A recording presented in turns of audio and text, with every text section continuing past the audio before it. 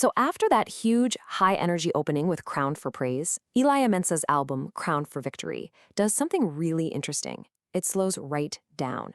The second track, The Voice of Victory, is this deliberate pause that shifts us from an outward shout to a deep, inward certainty. Honestly, this song is the hinge that the rest of the album's journey swings on. When God speaks, the storm is silenced. When his voice thunders, every chain must break. Listen. Listen, this is the voice of victory. And right out of the gate, the song opens not with music, but with this statement. It's a spoken word intro, and it immediately sets this calm, authoritative tone. It's basically reframing the whole idea of victory before we even get to the first note. It suggests victory isn't something we achieve by struggling, but something that begins with a divine voice, and our job is simply to listen.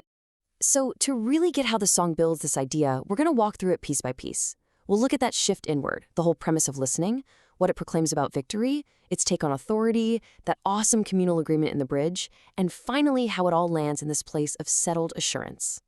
Okay, so first, let's talk about that initial pivot. It feels like the album hits the brakes for a moment, and that's for a very specific reason. It needs to establish the foundation of victory before we can really celebrate its effects. And this contrast is so intentional. Think of it like this. If track 1 established the posture of victory, which is this big outward celebration, then track 2 is all about establishing its source, which is divine authority. It's carefully guiding us from the expression of triumph to the quiet, unshakable reason behind it all. And that idea of a source leads us right into the first verse. This is where the song brings up some real personal uncertainty, but then immediately reframes it through the simple act of listening and choosing to trust. When the night surrounds me and the shadows rise in fear, I will trust your promise, for I know that you are near. Your whisper calms the ocean. Your word restores my soul. Every battle's ended when your voice takes control. But what I love here is that the lyrics don't pretend the fear, the night, or the shadows aren't real. They're acknowledged, which makes it super relatable. But instead of being the main event, those struggles are just put into context. The point isn't that the problem disappears. It's that its power gets a whole lot smaller when you realize something or someone much greater is right there with you. And this brings us to what trust really means in this song. It's not just a feeling, like wishful thinking or just being optimistic. It's presented as an active, confident choice. It's a decision to lean on the authority of that divine voice you know is near, even when fear is making a lot of noise. So that decision to trust flows perfectly into the chorus, which is basically the song's thesis statement. This is where the nature of victory gets spelled out, plain and simple. The voice of victory, speaking freedom over me. The voice of victory declares my destiny.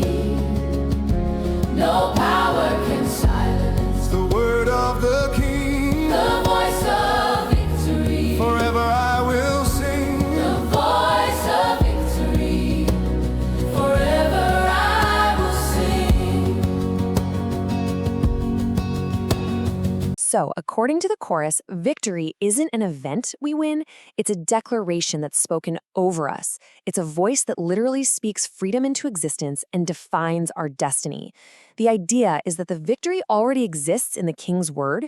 Our role is just to tune into it and agree with it by singing it out loud. And of course, you hear this chorus again and again, and that is completely on purpose. In this kind of worship music, repeating a line isn't just for the sake of the melody. It's for reinforcement. It's like every time it comes back around, you get another chance to let that truth sink in a little deeper, until it's louder than any of your doubts. Then we get to the second verse, and the scale of everything just explodes. The imagery gets so much bigger, and it's all to show us the massive scope of the authority we just heard about in the chorus.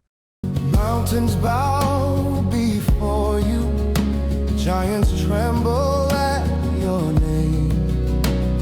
Chains are breaking open at the sound of heaven's flame. Your spirit leads me onward. Your song has made me free. Oh, I'm living in the triumph of your authority. The lyrics lay out this crystal clear chain of command. Step 1, God speaks. And the results? They're immediate, they're absolute. You have mountains, giants, chains, all these classic symbols for impossible problems, and they don't even put up a fight. They just submit. And that is the absolute core of this verse. The song isn't telling a story about a big fight with these obstacles. It's describing their immediate surrender to a higher authority. Victory, in this context, means you're standing in a power that the opposition already recognizes and has to bow to. The fight is over before it even begins. From that powerful verse, we move into the bridge. And this is where the dynamic shifts in a really cool way. The song goes from being this personal, internal reflection to a full-on, participatory, communal declaration. It's something we all agree on together. Oh, right. When he speaks, Chains must fall. when he speaks, Peace for all. when he speaks, Walls come down. when he speaks. Victory now. So you hear the lead vocal set up the call. It's a simple, powerful premise that grounds everything that's about to happen. And then the choir responds with the result. And that word must is so important. It's not chains might fall, it's chains must fall. It's an obligation. It's a law in this spiritual reality. And we hear the call again, reinforcing that single cause, that one originating voice is behind every single breakthrough. And the response here stresses the immediacy. It's not victory is coming someday, it's victory now. This whole call and response builds this incredible shared testimony that when God speaks, the effect is instant. All of this builds up to the song's conclusion. And it's not some huge climactic firework moment of hope. It's actually more of a settled, quiet, confident assurance.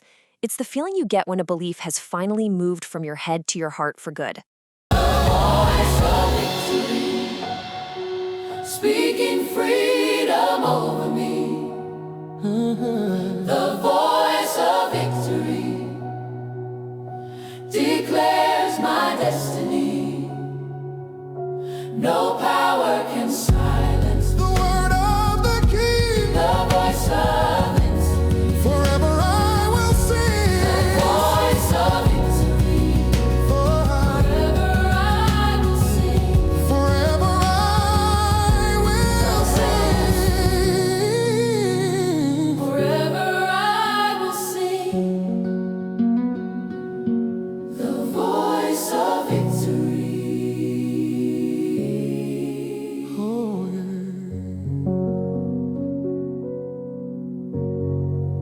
And this right here is maybe the most important thing to grasp about this song's job on the album. It's not just another track celebrating victory. It's the one that grounds the entire concept. It explains why the crown of victory is secure. And the reason is, it's founded on the unshakable, unstoppable Word of God. And that's why the song doesn't just cut off. It fades out with the choir repeating, "Forever I will sing." That just reinforces the whole idea that this victory isn't a one-time thing. It's a continuous state of being. It's a truth that you're meant to live in long after the music has stopped. And all of this leaves us with a final thought, a question that really sums up the entire message of the song. What if our whole perspective is supposed to shift? What if victory isn't something we have to strive and fight so hard toward, but something we simply need to learn how to listen into? You know, this song is just the second step in a much bigger story. If you want to continue the journey through the Crown for Victory album, you can subscribe to Eliyah Mensah on YouTube, and you can find the whole album on Bandcamp, which is a really direct and amazing way to support independent gospel ministry.